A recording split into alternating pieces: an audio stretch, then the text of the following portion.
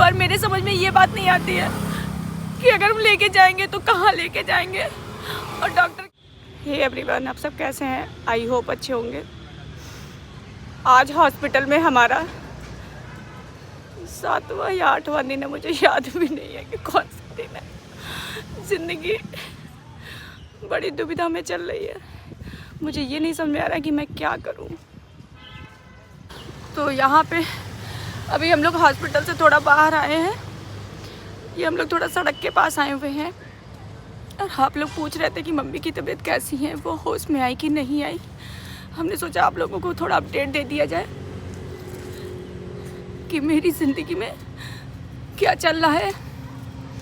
पर हाँ, मेरी ज़िंदगी में कुछ अच्छा नहीं चल रहा है, मैं आपको बता दूँ। मम्मी, जैसे मैंने आपको बता दिया था कि रेड जोन 1 से मम्मी रेड जोन 2 में आ चुकी हैं।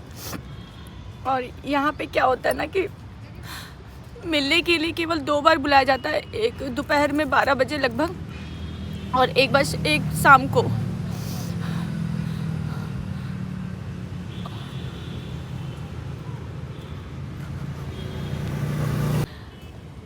यहाँ पे मम्मी की कंडीशन हमने सोचा आप लोगों को बता दी जाए कि कैसा चल रहा है। तो मम्मी की कंडीशन जो है वो अभी ठीक नहीं चल रही है।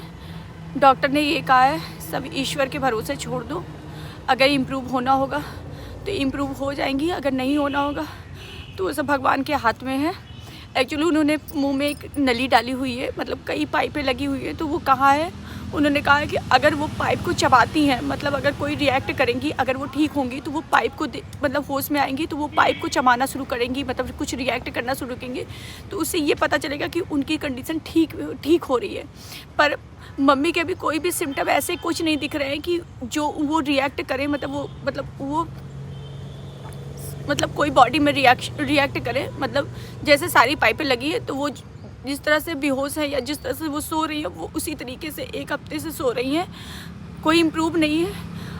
कुछ लोग कहते हैं कि यहाँ से लेके चले जाओ पीजीआई से, पर मेरे समझ में ये बात नहीं आती है कि अगर हम लेके जाएंगे तो कहाँ लेके जाएंगे। और डॉक्टर कहते हैं कि अगर कोई भी मशीन बाहर निकालती है तो केवल निगेटिव ही इफ़ेक्ट आएगा, उसका पॉजिटिव कुछ नहीं आएगा।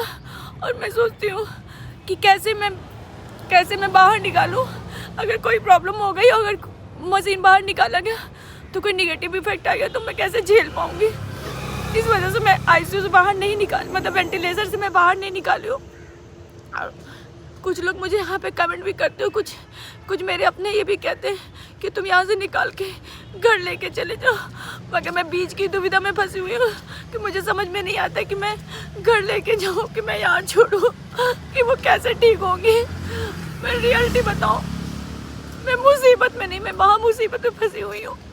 मेरी दुविधाएँ 2 जगह अटकी हुई है, ना मैं आगे चल पा रही हूँ ना बीपी पीछे चल पा रही हूँ। मुझे बस ये लगता है कि शायद कोई चमत्कार हो, क्यों वो ठीक हो जाए शायद। अब बताओ ना कि मैं क्या करूं, मैं बहुत मुसीबत में हूँ। और डॉक्टर यही कह रहे हैं कि ठीक, सारा रिपोर्ट निगेटिव है। कह रहे थे कुछ भी खिलाया जाता है कुछ हजम नहीं होता। अभी तक वो जब घर से लेके आई थी लंच सब सही था, अब कह रहे हैं कि उनके फेफड़े में भी दिक्कत है, उनका बीपी डाउन चल रहा है, कुछ भी सही नहीं चल रहा है। हम लोग बीच मझधार में पूरी तरीके से अटक चुके हैं, हम लोग नहीं समझ पा रहे कि हम लोग क्या करें।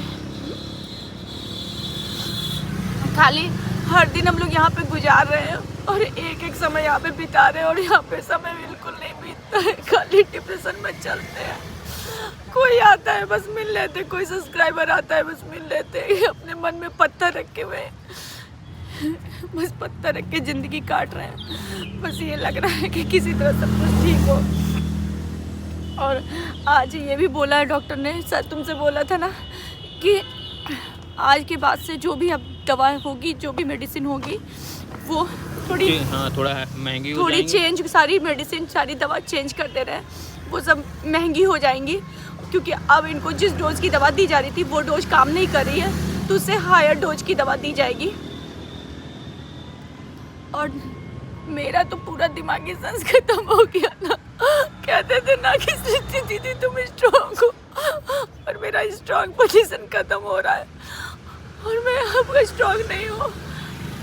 मैं बहुत मेरी कंडीशन बहुत ज़्यादा ख़राब हो रही है। मुझे स्ट्रॉन्ग बनना था, मैं बन गई, अब नहीं हो पा रही हूँ। मैं समझ नहीं पा रही हूँ कि मैं क्या करूँ। पूरे दिन केवल बाहर बैठी रहती हूँ। और कुछ लोगों का ये भी हो रहा था ना कि दीदी अंदर जाके देखा करो, तो ऐसा नहीं है। मैं जाती हूँ, अंदर देखती हूँ, मेरे हस्बैंड भी जाते हैं, मेरा बच्चा भी जाता है, थोड़ी थोड़ी देर पे देखता है। तो बस कंडीशन ये रहती है कि वो रिएक्ट नहीं करती और सारी मशीनें लगी रहती हैं। आज हम लोग ने एक्सरसाइज भी कराई थी। बस हम लोग का काम क्या रहता है, थोड़ी देर एक्सरसाइज कराना, क्योंकि लेटे लेटे ना बॉडी कटने लगती है। मम्मी का ना जैसे लेटे लेटे पीठ में ना कटने लगा हुआ है, तो वो सब भी सिम्टम है, सब कुछ निगेटिव चल रहा है। आज हम लोग ने एक्सरसाइज कराई है और पूरी बॉडी क्लीन करके, जैसे थोड़ा होता नहीं कि मतलब बॉडी सही दिखनी चाहिए, बॉडी क्लीन करके रखा हुआ है। इस तरह से चल रहा है और हम लोग को कुछ नहीं पता कि कैसे क्या होगा। कुछ एडवाइस दो ना यार आप लोग। सब कुछ खत्म हो जा रहा है, कुछ समझ में नहीं आता। भगवान मुसीबत में कहाँ फंसा दिया हमको।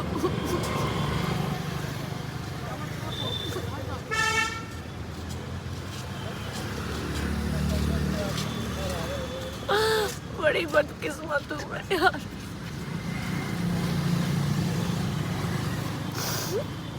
आप लोग बताओ, अभी आप लोग को सारी अपडेट दे दी है, नहीं समझ।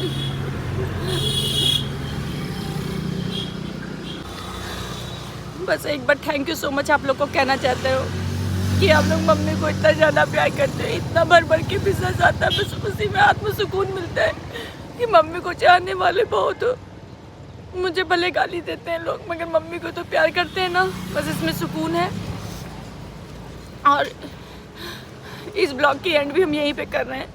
आप लोग को अपडेट देनी थी, इसलिए मैंने ये ब्लॉग बनाई, क्योंकि सब लोग एक ही क्वेश्चन कर रहे हैं कि अम्मा का हाल चाल क्या है। तो मैंने सोचा आप लोगों को हाल चाल दे देना चाहिए। मम्मी से ज़्यादा तो मेरी हालत ख़राब हो रही है।